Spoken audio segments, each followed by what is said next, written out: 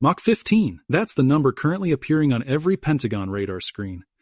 Iran has just launched the Fattah hypersonic missile, and if it's not immediately clear why this single weapon changes everything about the conflict, it will be in a moment. Because the physics behind what just happened don't care about defense budgets, interceptor technology, or military alliances. They care about mathematics. And the math suggests this missile cannot be stopped. 18,500 kmh. That's Mach 15 converted into numbers the human brain can process. A conventional ballistic missile typically descends at speeds between Mach 5 and Mach 7. America's Patriot interceptors were engineered specifically for those speeds. The system was built around that threat profile. Every defense algorithm, every intercept calculation, and every response protocol in the American missile defense architecture was designed to deal with incoming threats moving at speeds the FOD exceeds by 2 to 3 times. But speed isn't even the factor that truly breaks the system. The FOD maneuvers mid-flight while traveling at 18,500 kmh. Traditional missile defense relies on predicting where an incoming projectile will be in the next 30 seconds and positioning an interceptor at that exact point. It's a physics equation. Trajectory calculation, intercept point. But the FOD doesn't stay where the system predicts it will be. By the time a $9 million interceptor arrives at the calculated intercept location, the FOD has already changed direction and moved somewhere else entirely. The interceptor strikes empty air. The FOD continues toward its target. With a 400 km operational range from Iran's launch positions, the missile covers every American base in the Gulf, every Israeli city, every naval asset in the Arabian Sea, and every piece of infrastructure tied to this entire conflict. Captain Sarah Martinez, an F-35 pilot stationed at Al Dhafra Air Base in the UAE, was on alert rotation when the launch was detected. Her mission was to provide air cover if interception attempts failed. For the first 40 seconds, the radar signature looked normal, Sarah explained via secure communication.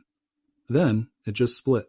The tracking system showed one object suddenly becoming multiple possible trajectories. We train for evasive targets, she said. But this was moving faster than our missiles can fly, while changing course every 8 seconds.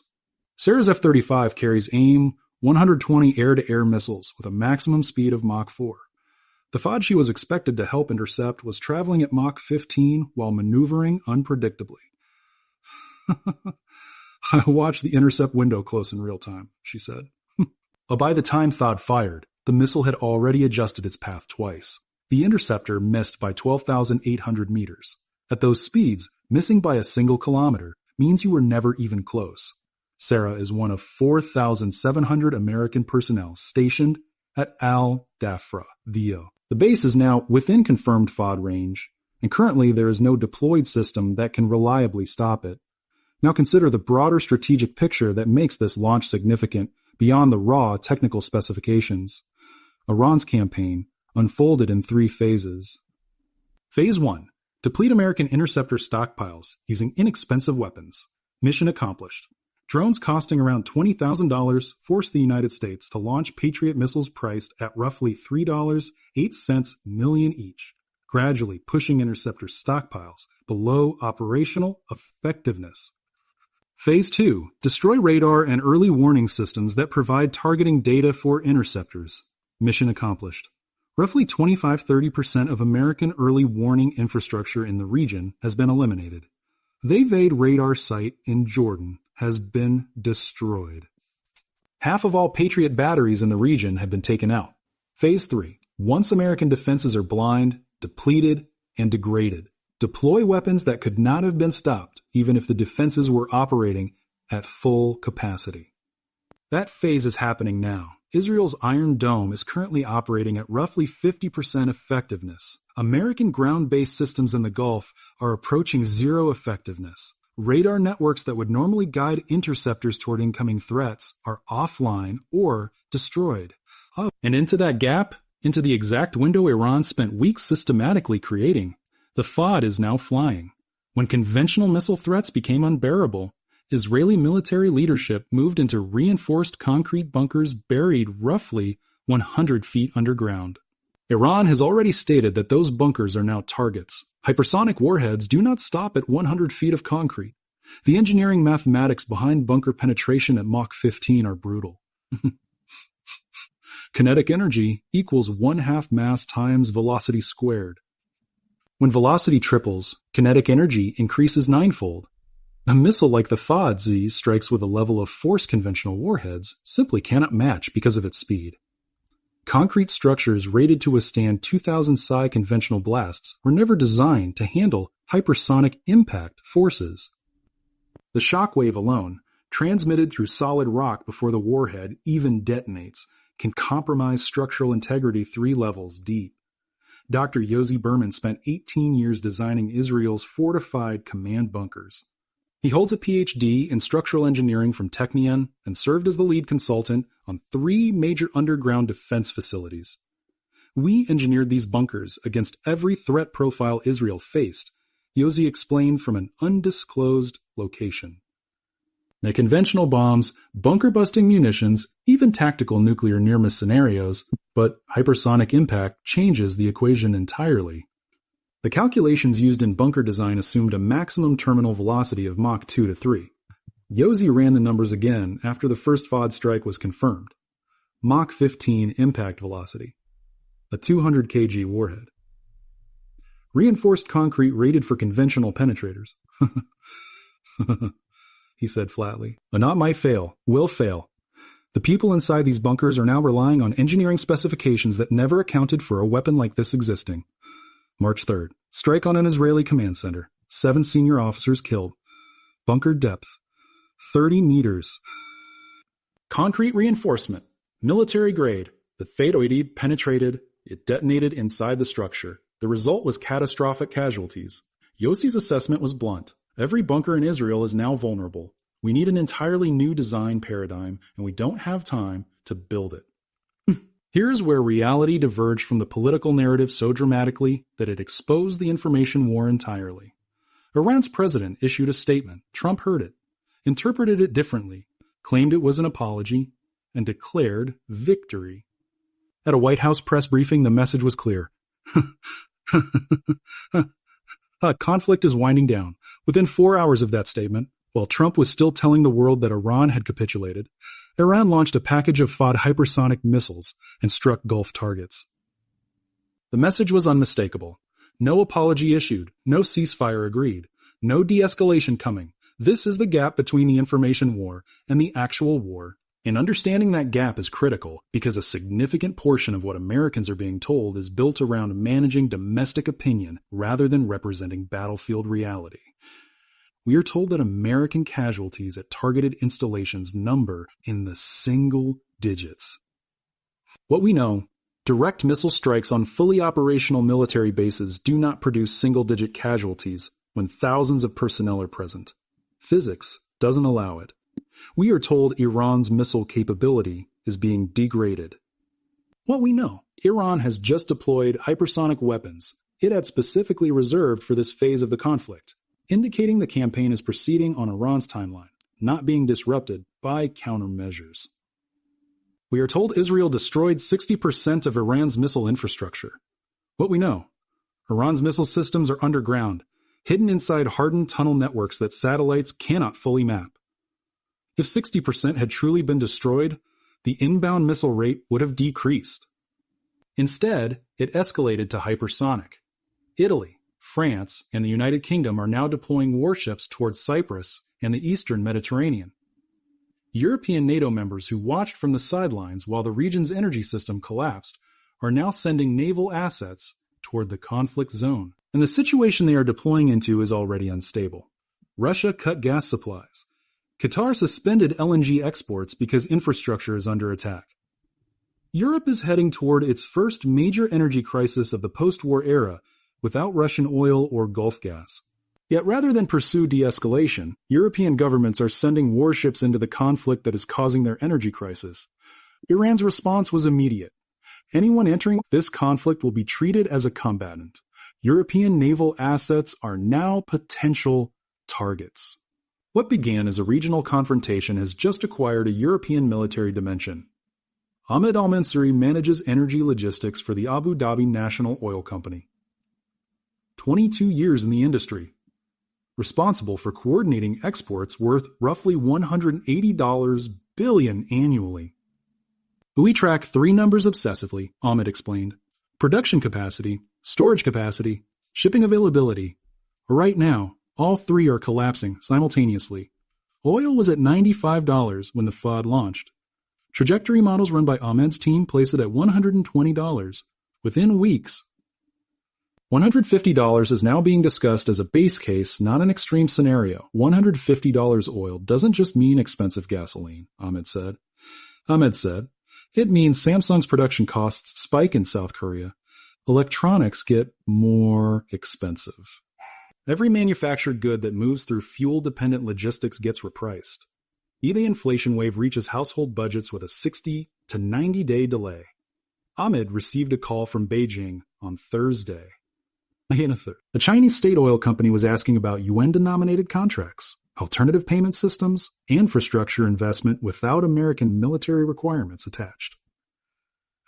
We're having conversations that would have been unthinkable 5 years ago, Ahmed admitted. The American military presence that was supposed to guarantee our security attracted war instead.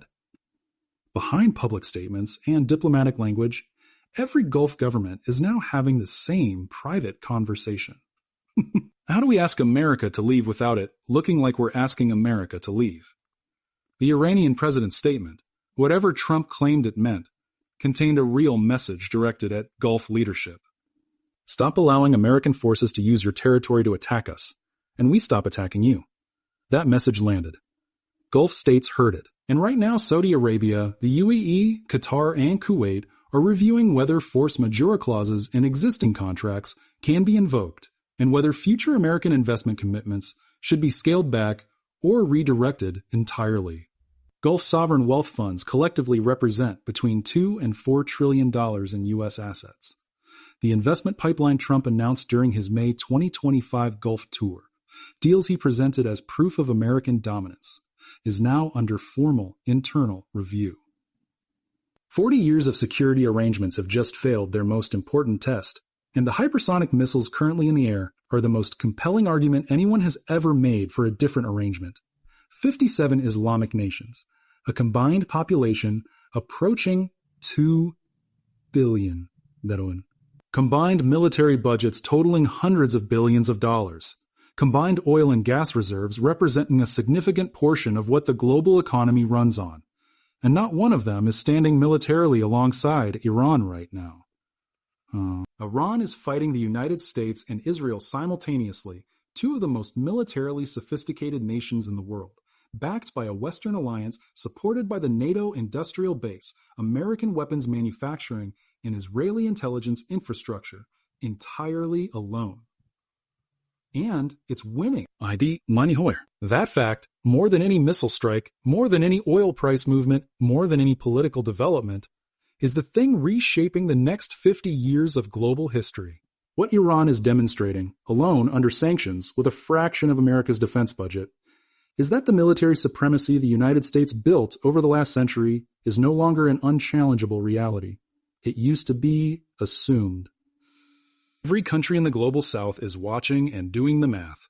If Iran, fighting alone and under sanctions, can destroy half of America's Patriot systems in a week, drain interceptor stockpiles, force a carrier retreat, destroy billion-dollar radar systems, and launch hypersonic missiles that no deployed system can intercept, what does the American alliance actually protect you from? That question no longer has the answer it had 5 years ago. Defense analyst from Raphael explained it this way. One interceptor tracking one hypersonic missile is like defending LeBron James with a single player. You may keep chasing him, but you won't stop him from scoring. Israel has not implemented the E-zone defense alternative. Even if it were fully financed today, it would take years to build and cost tens of billions of dollars. Oil is $95 today. $120 within weeks. $150 is the base case. $200 now appearing in financial analysis as a tail risk scenario. Japan is alarmed. South Korea is alarmed. Australia is alarmed. Europe is already in crisis. And in the developing world, where energy represents 30 to 50% of household expenditure, rather than the 8 to 12% typical in wealthy nations. The shock is producing instability, food insecurity, and humanitarian consequences. 8 billion people are downstream from decisions made by leaders who will never personally pay the price.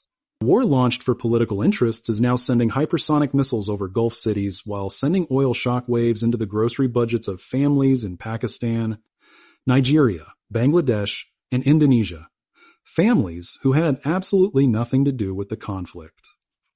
Russia is watching all of this and doing what Russia often does best. Nothing dramatic, just waiting. Holding gas supplies hostage and watching European governments make decisions under energy pressure they would never make from a position of security. Leverage.